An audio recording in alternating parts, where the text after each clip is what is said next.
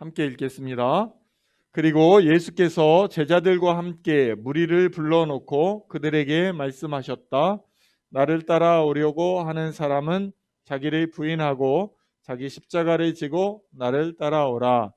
누구든지 제 목숨을 구하고자 하는 사람은 잃을 것이요 누구든지 나와 복음을 위하여 제 목숨을 구할 것이다. 아멘. 그러면 또 귀한 말씀을 들고 우리 단에 서시는 우리 강도수 목사님, 우리 환영의 박수로 함께하고. 네, 오늘 말씀 같이 나누기 원하는데요. 오늘 말씀은 마가복음 8장 34절에서 35절 말씀입니다. 제목을 어떤 걸로 할까 고민하다가 그 제목을 예수님 걸어가신 길이라는 제목으로 함께 나누기를 원합니다. 우리가 살아가면서 누구를 그대로 따라가는 건 아니지만 많은 사람들이 걸었던 길을 그렇게 걸어가는 것을 볼 수가 있습니다. 새로운 길과 새로운 것을 하는 것을 싫어하는 것이 아니라 해보지 않았기 때문에 많은 이들이 했던 걸 조금씩 수정해서 하는 것을 볼 수 있습니다. 새롭게 창조하는 것은 쉽지가 않습니다. 하나님께서 우리를 진흙으로 우리를 만드셨을 때 어떤 모양으로 만들어야지 심히 보기 좋을까 고민을 많이 하셨을 것 같아요. 팔을 길게 할까? 다리 한쪽을 길게 할까? 코를 한번 길게 해봐. 그 창조하는 것을 정말 창조하는 게 그만큼 어렵고 그만큼 쉽지 않다는 겁니다. 하지만 그곳에 오는 만족이 있기 때문에 새로운 것을 추구하는 것을 우리는 볼 수 있습니다. 2000년대가 들어오면서 인터넷이 새롭게 보급되어지고 또한 휴대전화기의 성능이 날로 성능이 좋아졌죠. 그리고 또한 새로운 플랫폼을 가지고 다른 이들이 걸어가지 않았던 길을 새로운 아이디어와 새로운 프로그램으로 갑자기 벼락부자가 된 사람들이 많이 있습니다. 1, 2년에 필요한 것이 아니라 인고의 시간이 필요하죠. 수년 동안 어떻게 이것을 개발하고 어떻게 활용을 할까. 이런 것들이 하루아침에 되어지진 않습니다. 최소한의 시간이 필요하죠. 전 국민이 사용하고 있는 카카오톡을 볼 수가 있습니다. 무료 어플을 깔면 여러 사람들이 소통할 수가 있습니다. 또 한 사람씩 주고받던 메시지가 이제는 그룹으로 50명이 또한 100명이 200명이 그렇게 내가 주고자 하는 메시지를 받을 수가 있죠. 또 많은 기업들이 카카오톡과 같은 방식으로 사업을 진행했지만 거의 다 망했습니다. 이 카카오 회사가 설립되면서 몇 년간 또한 수백억, 수천억의 적자가 계속됐다고 합니다. 저번 주에 이 목사님 말씀하셨던 쿠팡도 이와 똑같죠. 그것은 지금의 회사를 1992 위한 일부분이었을 것입니다. 지금은 수조 원의 수익을 내는 재계기업 20위권에 바라보고 있는 그런 기업으로 발달했다는 겁니다. 이러한 시간과 노력이 있기에 기업에겐 이득이 또한 우리 개인에겐 혜택이 주어지는 거죠. 여러분도 듣지 않았습니다? 여러분도 할 수 있습니다. 아멘? 네. 많은 사람들 저도 그렇지만 새로운 것에 주저하는 분들이 많이 있습니다. 여러분 도전하시기 바랍니다. 실패해도 다시 할 수 있는 시간이 여러분들에게 많이 주어져 있습니다. 사순절 기간이 저번 주부터 시작되었습니다. 2월 17일부터 4월 4일까지 그렇게 사순절 기간입니다. 사순절 기간이 시작되면 예수님은 어떤 길을 걸어가셨을까? 그렇게 고민하게 됩니다. 아무도 가지 않으려는 길, 죽음으로 가는 길을 아셨지만 예수님은 묵묵히 그 길을 걸어가셨다는 겁니다. 여러분은 죽는다는 사실을 알고도 그 길을 걸어가실 용기가 있으십니까? 저는 나서지 못할 것이고 저는 망설여질 것입니다. 아니, 죽음으로 가는 저 길을 갈아가면 저는 못 갈 것 같습니다. 많은 교회들이 사순절 기간 동안 여러 기도회와 집회를 하면서 예수님이 걸어가셨던 고난의 길을 상기하며 우리의 죄를 회개하고 다시 주께 돌아가자라고 구호를 외치며 거룩을 회복하려고 노력하는 것을 볼 수 있습니다. 하지만 구호만 외치는 메아리와 같은 때가 많이 있다는 겁니다. 아, 예수님이 고난을 당하셨구나, 우리를 위해 십자가에 달려 돌아가셨구나, 우리를 구원하셨구나, 막연하게 기념하는 일들이 많아지는 것을 볼 수 있지만 실질적으로 변화되어지지 않는다는 사실입니다. 그래서 목사님들이 고민합니다. 어떻게 하면 좀 더 성도들이 예수님과 가까이 할 수 있을까? 어떻게 기도를 시킬까? 어떻게 성경 공부를 시킬까? 어떻게 집회를 통해 많은 성도가 오게 만들까? 말씀을 좀 더 가까이 하게 할까? 고민한다는 거죠. 하지만 이건 하나만 알고 둘은 모른다는 겁니다. 목회자보다 성도들이 더 잘 알고 있습니다. 목사님들이 노력하지 않아도 목사님 스스로들이 본인의 삶으로 나타낸다면 성도들은 아무 말 없이 따라온다는 사실입니다. 제발 하지 마라. 성도들은 목회자를 따라갈 수밖에 없다는 겁니다. 제발 집사님 하지 마십시오. 집사님 기도하지 마십시오. 성경 보지 마세요. 성경 공부하지 마세요. 라고 하더라도 성도들은 목사님이 하던 대로 따라갈 수밖에 없다는 사실입니다.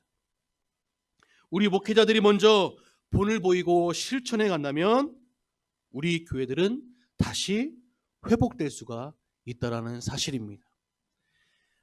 세상 사람들이 손가락질을 하고 교인들을 욕을 한다 할지라도 먼저 본을 보이는 삶을 산다면 세상 사람들도 그대로 따라갈 수밖에 없다는 사실입니다.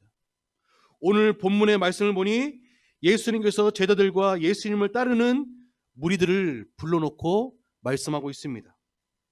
34절에 나를 따라오려고 하는 사람은 자기를 부인하고 자기 십자가를 지고 나를 따라오너라. 여기까지 말씀을 들었으면 많은 이들이 따르려고 했을 것입니다. 이 말씀을 하기 전에 많은 무리들은, 제자들은 기적을 보았습니다. 빵 7개와 작은 물고기 몇 마리로 사흘 동안 먹지 않은 많은 사람들에게 나눠주고 배불리 먹고 남은 부스러기를 모았으니 7 광주리가 남은 사실을 그 무리들이, 제자들이 보았다는 겁니다. 그 숫자가 자그만치 4,000명이라고 그 앞절에 말씀하고 있습니다. 이렇게 예수님이 하셨던 기적들을 그 무리와 제자들은 보았다는 사실입니다. 기적을 보았으니 예수님을 따르지 않겠습니까? 지금도 이단들은 예수님의 말씀을 가지고 장난을 치는데도 그 따르는 무리가 수십만, 수백만입니다. 기적을 보이지 않아도 본인이 예수라 하는데 따르니 말입니다. 그때 예수님은 제자들과 많은 무리들이 있는 앞에서 말씀으로 기적을 보여주셨습니다. 이미 예수님은 슈퍼스타입니다. 예수님의 일거수일투족 사소한 일도 예수님을 따랐다는 사실입니다. 무리들도 예수님과 함께 한다면 이득이 있을 거라고 생각했을 겁니다. 왜 그렇습니까? 사흘 동안 굶주렸는데 예수님과 함께하니 배부르게 먹었다는 것을 체험했기 때문입니다. 그래서 예수님 말씀합니다. 나를 따라오려고 하는 사람은 자기를 부인하고 자기 십자가를 지고 나를 따라오너라. 여기까지 듣고 따르려고 하는 무리들이 많았겠지만 그 다음 말씀 35절의 말씀을 하고 있습니다. 무리들이 그 다음 말씀을 듣고 무리들이 하나둘 흩어지지 않았을까 생각이 듭니다.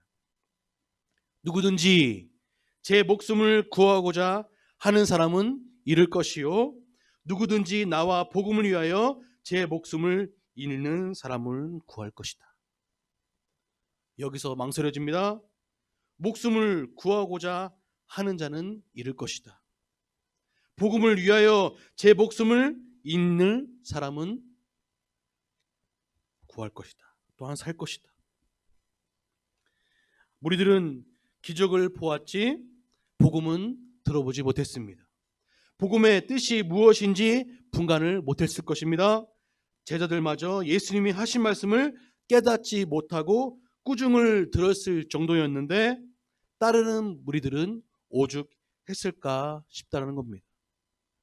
무리들은 복음보다 배부름이 중요했을 것이고 복음보다 생명이 중요하다 생각했을 것이라는 겁니다. 이렇게 예수님은 자신의 귀한 생명마저도 아끼지 않고 복음을 위해 따르면 구원을 얻는다 말씀하시는 겁니다. 예수님은 그것을 아셨기에 십자가 위에서 희생하심으로 하나님 아버지의 뜻을 이루기 위해 우리가 가지 않는 길을 걸어가셨다는 사실입니다. 이 길이 예수님이 걸어가셨던 길입니다.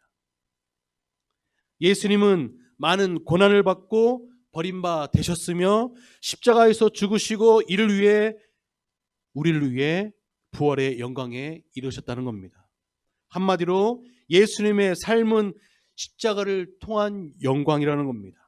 예수님의 삶은 실로 고난이 없는 영광은 없다. 평범한 진리를 우리에게 가르쳐 주고 있다는 사실입니다. 그런데 많은 사람들이 이 고난이 없는 영광만 바라보고 신앙생활을 하고 있다는 겁니다. 세상에서 고난받는 것이 힘들어 위로받고자 나는 교회를 나왔습니다. 하지만 내가 고난을 받으라고요? 생각할 수도 있을 것입니다.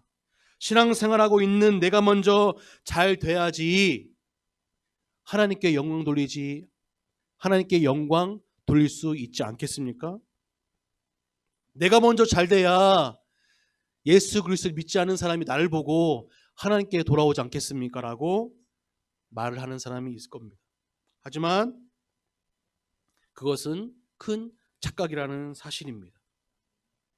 고난이 없이는 영광에 이르지 못한다는 겁니다. 우리가 예수님을 따르고자 하고 영생을 얻고자 한다면 이 고난은 피할 수 없다라는 사실입니다. 성경 어디를 보아도 고난을 피하라는 말이 없다는 겁니다. 예수님은 우리에게 고난받는 의미와 목적을 가르쳐 주셨지 고난을 피하라고 하지 않으셨다는 사실입니다. 내 목숨을 내어 주라라고 말씀하신 것이 바로 예수님이라는 겁니다. 신앙생활에 있어서 고난은 유익한 거라고 말씀하고 있습니다. 어차피 사람은 태어나서 죽을 때까지 어떤 형태로든 고난을 받게 될 수밖에 없다는 거죠. 우리가 지금까지 살아오면서 우리는 자신의 문제로 인해 괴로워하고 죄로 인해 고난을 받는다는 사실입니다. 그러나 이제는 예수님 안에서 저와 복음을 위해 고난을 받게 된다는 겁니다. 신앙생활 가운데 자기를 부인하고 자기 십자가를 지고 고난 받는다는 것이 결코 쉽지만은 않을 것입니다. 많은 아픔이 있고 희생이 따른다는 겁니다. 그러나 우리가 자기를 부인하고 십자가를 지고 적극적으로 예수님을 쫓고자 마음의 결단을 한다면 이 모든 것이, 이 고난이 힘든 것이 아니라 이 고난을 이길 수 있는 믿음이 우리 안에 있다라는 것입니다. 하나님 은혜 가운데 한 걸음 더 나아갈 수 있다는 겁니다. 문제는 세상 욕심과 죄의 짐들을 내려놓지 않고 예수님의 십자가를 지고 가려 하니 괴롭고 힘든 것입니다. 나의 짐을 내려놓지 않고 그 무거운 십자가만 지려고 하니 힘든다는 것입니다. 그러므로 우리는 먼저 자기 것을 과감하게 부인하고 버려야 한다는 것입니다. 자기 것을 예수님께 내려놓아야 한다는 겁니다. 제가 예전에 감동 있게 읽었던 책이 있습니다. 이용규 선교사님의 내려놓음이라는 책입니다. 얼마나 안 내려놓았으면 내려놓음이라는 책을 냈을까 싶습니다. 과거가 우리를 붙잡고 억누르게 허용하지 마라. 죄책감과 두려움에 맞서라. 무소의 뿔처럼 앞으로 나가라. 저자가 말씀합니다. 또 내려놓음에 대해서 많은 사람들이 이야기합니다. 그랬더니 더 내려놓음이라는 책을 또 연속으로 냈습니다. 내려놓음이란 십자가를 통해 우리의 자아가 죽음을 맞이하고 하나님으로 우리 안에 가득 채운다는 뜻임을 다시 한번 가르쳐주고 있다는 겁니다.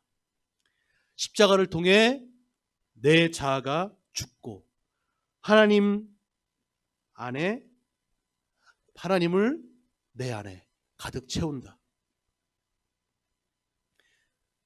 우리의 자기애와 자기 의를 더 내려놓아야 한다라고 저자는 말씀하고 있다는 겁니다.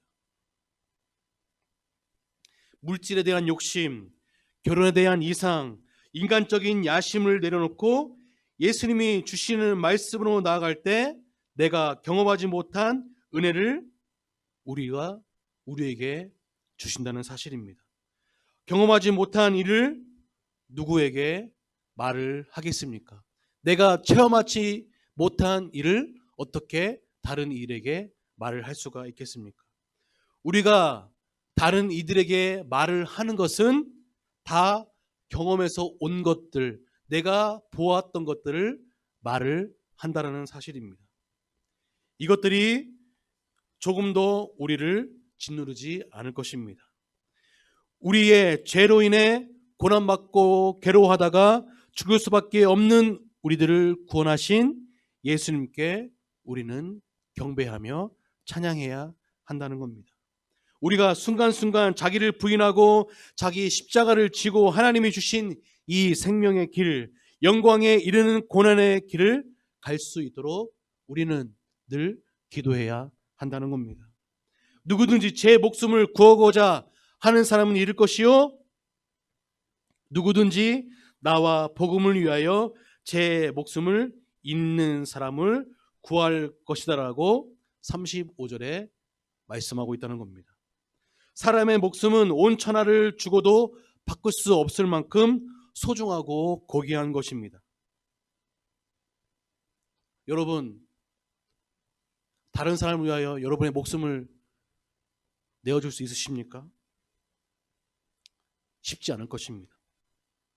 그만큼 내 목숨은 천하를 주고도 바꿀 수 없는 소중한 것이라는 겁니다.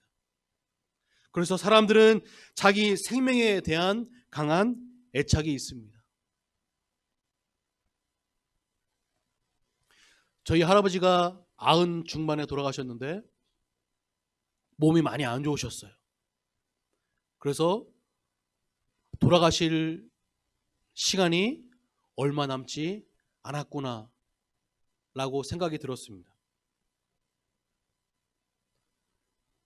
90 중반 사셨으니까 많이 사셨잖아요. 근데 그 생명을 계속 연장을 하고자 하는 마음이 그 할아버지의 마음에서 느꼈다는 거죠. 100세를 사셨지만 더 사시려는 그 욕심을 보았다는 겁니다. 그만큼 내 생명이 귀하다는 겁니다. 세상을 거꾸로 매달려 살아도 어찌하든 살고자 하는 것이 우리 인간의 마음이라는 거죠. 그러나 그렇다 해서 많은 사람이 죽지 않는다는 것은 아닙니다. 결국 우리는 다 죽게 되어 있다는 거죠. 우리는 결국 죽게 될 생명을 가지고 살고자 아둥바둥 하는 것보다 하나님께서 우리에게 생명을 주신 목적을 우리는 생각을 하고 주님이 가신 그 길, 십자가의 길을 우리는 묵묵히 걸어가야 한다는 거죠. 하나님께서 우리에게 생명을 주신 것은 생육하고 번성하여 많은 열매를 맺도록 주신 것입니다. 그 생명 자체를 보호하고 보존하라고 주신 것이 아니라 이것을 적극적으로 사용하여 열매를 맺도록 주신 것이 바로 생명이라는 것입니다. 한 알의 밀이 땅에 떨어져 죽지 아니하면 한 알 그대로 있고 죽지 않으면 열매를 맺느니라. 그러므로 우리의 생명을 보존하고자 내 자신을 위해서 사는 자는 결코 자기 생명을 잃게 되고 아무 열매도 맺을 수 없다는 사실이죠. 그러나 한 번밖에 없는 고귀한 목숨을 주와 복음을 위해 사용한다면 이것은 하나님께 큰 영광이 될 거라는 사실입니다. 우리나라의 온 초기의 선교사님은 이 땅에 발을 들여놓지 못하고 배 안에서 죽었다는 사실을 우리는 알고 있습니다. 또한 초기의 선교사님들은 이 땅에 들어오자마자 칼에 찔려 죽은 선교사님들이 있다는 겁니다. 왜 그렇습니까? 복음을 위해 예수 그리스도의 십자가의 구원을 많은 이들에게 전하기 위해 자기 이 생명 다 바쳐 미개한 이 나라 이 땅을 위해 복음을 전하기 위해 이 땅에 오셨다는 겁니다. 그 아버지가 이 땅에 죽어 그 자녀가 다시 우리나라에 와 복음을 전한 것을 우리는 기억합니다. 예수님은 우리의 유일한 그리스도가 되십니다. 유일한 생명의 구주요 참 경배의 대상이 되신다는 겁니다. 예수님께서 이 시간도 조용히 우리에게 물으십니다. 너는 나를 위해 영광을 돌려라. 나는 그리스도이다. 너의 생명을 다하는 그날까지 나를 위해 살아라라고 예수님 우리에게 말씀하십니다. 그리고 자기를 부인하고 자기 십자가를 지고 예수님 끝까지 쫓음으로 많은 열매를 맺고 영생을 얻으라라고 예수님 우리에게 말씀하고 있다는 사실입니다. 오늘 저와 여러분이 예수님이 걸어가셨던 그 길, 그 십자가의 길을 걸어가는 사순절이 되는 귀한 시간이 되길 축원합니다.